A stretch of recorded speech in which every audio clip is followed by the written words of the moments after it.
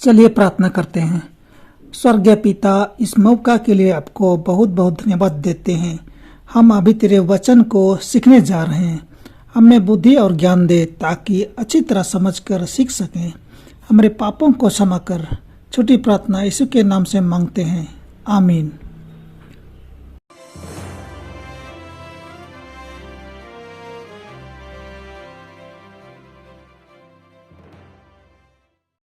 अंत के समय में शब्द परमेश्वर हमारे प्रेमी सृष्टिकर्ता है।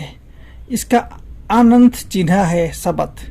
यह दिखाता है कि एक सर्वशक्तिमान दयालु स्वर्गीय पिता जो हमारे जीवन के आवश्यकता को अच्छी तरह से ध्यान देता है। जब हम प्रत्येक शब्द विश्राम करते हैं, हम उसके प्रेम और पालन में विश्राम करते हैं। प्रकाशित वाक्य के पुस्तक में 7वां दिन विश्राम दिन परमेश्वर के प्रति आज्ञाकारिता का एक चिन्ह है। हमारे मसीह के प्रति समर्पण का एक चिन्ह है। प्रेरित यूहन्ना ने प्रकाशित वाक्य के लेखक के रूप में किसे वर्णित किया? प्रकाशित वाक्य 1:1। यीशु मसीह का प्रकाशित वाक्य जो उससे परमेश्वर ने इसलिए दिया कि अपने दासों को वे बातें जिनका शीघ्र होना अवश्य है दिखाए, और उसने अपने स्वर्गदूत को भेजकर उसके द्वारा अपने दास यूहन्ना को बताया। प्रकाशित वाक्य यीशु के बारे में एक संदेश है जो यूहन्ना को एक स्वर्गदूत द्वारा सीधे परमेश्वर की ओर से भेजा गया है। प्रकाशित वाक्य की भविष्यवाणियां यीशु और अनंत सुसमाचार को प्रकट करती है। यूहन्ना ने कैसे पहचाना कि परमेश्वर का आखिरी दिन का संदेश 3 स्वर्गदूतों द्वारा धरती पर लाया गया? पढ़ें प्रकाशित वाक्य 14:6। फिर मैंने एक और स्वर्गदूत को आकाश के बीच में उड़ते हुए देखा, जिसके पास पृथ्वी पर के रहने वाले की हर एक जाति, कुल, भाषा और लोगों को सुनाने के लिए सनातन सुसमाचार था।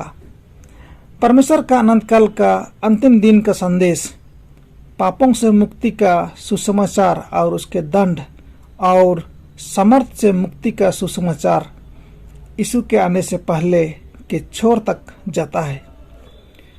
प्रकाशित वाक्य में सनातन सुसमाचार के किन 4 पहलुओं की रूपरेखा दी गई है? पढ़ें प्रकाशित वाक्य 14:7। और उसने बड़े शब्द से कहा, परमेश्वर से डरो और उसकी महिमा करो, क्योंकि उसके न्याय करने का समय आ पहुंचा है। और उसकी आराधना करो जिसने स्वर्ग और पृथ्वी और समुद्र और जल के सोते बनाए। परमेश्वर का भय मानने का अर्थ है उसका सम्मान करना और उसकी आज्ञा मानना। उसे महिमा देने का अर्थ है हम जो कुछ भी करते हैं उसमें उसका सम्मान करना। निर्णय का तात्पर्य है कि हम अपने कार्यों के लिए जिम्मेदार नैतिक प्राणी हैं। हम अपने उद्धारकर्ता और प्रभु को सृष्टिकर्ता के रूप में कैसे सेवा करते हैं? उसके सृजनात्मक अधिकार का चिन्ह क्या है? पढ़े निर्गमन 20:8-11। तो विश्राम दिन को पवित्र मानने के लिए स्मरण रखना।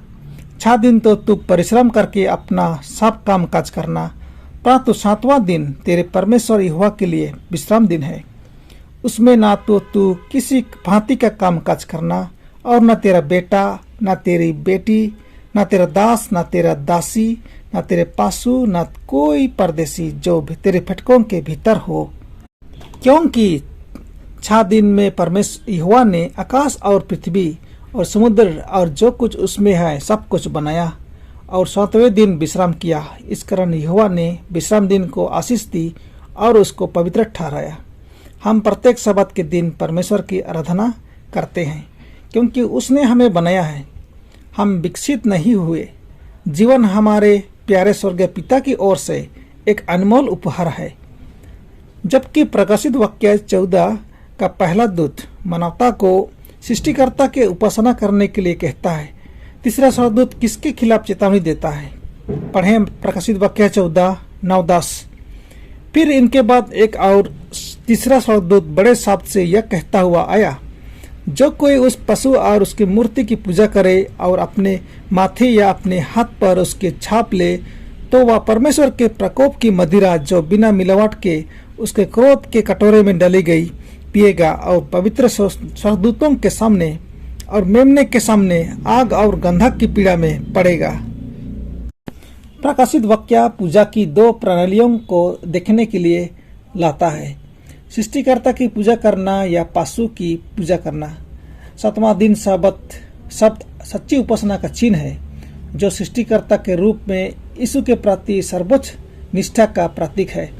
झूठी उपासना का चिन्ह पशु की छाप है और ईश्वरीय के बजाय मानव को ऊपर उठाने के पक्ष में परमेश्वर के तरीके की अनदेखी करने को संदर्भित करता है। परमेश्वर के अंत समय के लोगों को कैसे चित्रित किया गया है? प्रकाशित वाक्य में पढ़े। प्रकाशित वाक्य 14 अध्याय 12 पद। पवित्र लोगों का धीरज इसी में है, जो परमेश्वर की आज्ञाओं को मानते और यीशु पर विश्वास रखते हैं।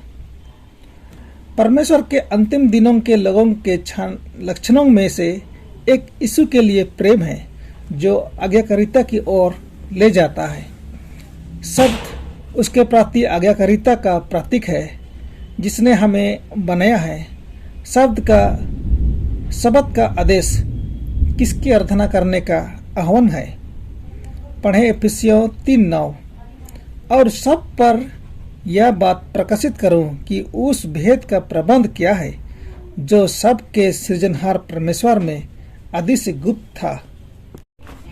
क्योंकि परमेश्वर ने यीशु के माध्यम से सब कुछ बनाया।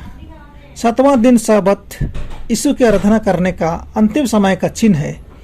वह सब्त का प्रभु है। मत्ती 12:8। जब हम सब्त के दिन आराधना करते हैं तो हम यीशु को सर्वोच्च प्रशंसा और सम्मान दे रहे होते हैं, क्योंकि ना अपने पूरे मन से उसकी स्तुति करें